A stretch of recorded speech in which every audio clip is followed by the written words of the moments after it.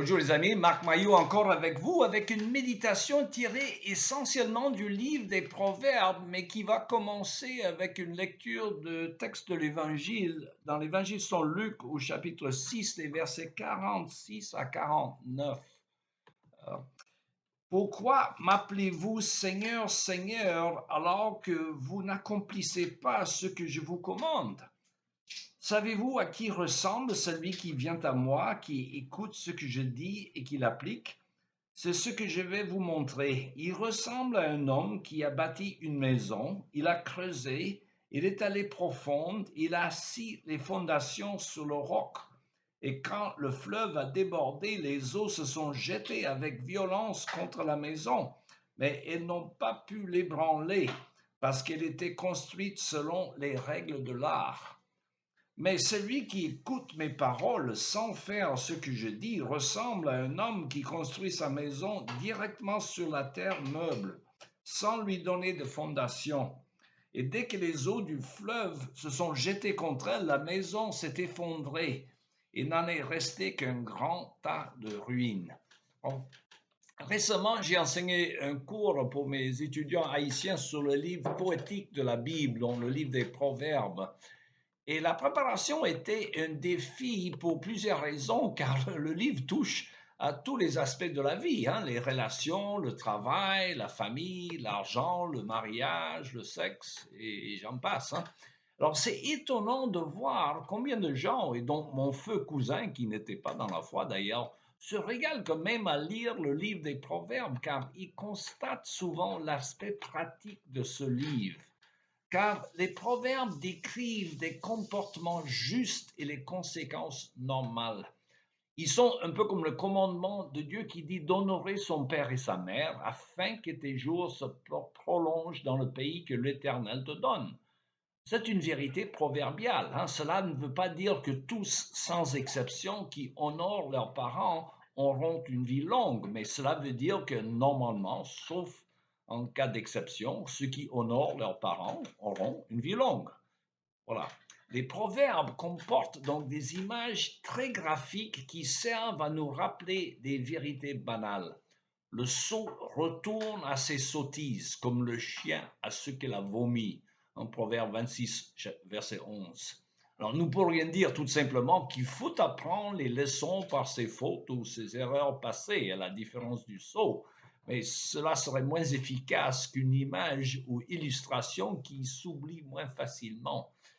D'ailleurs, c'est une des raisons pour laquelle je pense le Seigneur Jésus se servait souvent des paraboles et des images de la vie quotidienne.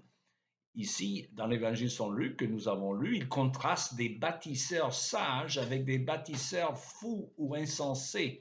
Les premiers qui mettaient ces paroles en pratique et les derniers qui ne le mettaient pas en pratique. Alors, la personne sage ne se contente pas donc d'écouter la parole de Jésus, mais il les met en pratique. Et par contre, l'insensé construit sa maison sur le sable sans fondement. Et lorsque la tempête arrive, et croyez-moi que nous aurons tous des tempêtes dans nos vies, la maison s'effondre. La différence, donc, c'est l'obéissance. Autrement dit, c'est absurde d'appeler Jésus Seigneur si on ne fait pas ce qu'il nous demande. Alors, selon l'apôtre Jacques, hein, le demi-frère de Jésus, c'est comme quelqu'un qui se regarde dans un miroir, mais qui oublie aussitôt à quoi il ressemblait. Hein. Encore une image qui nous parle. Hein.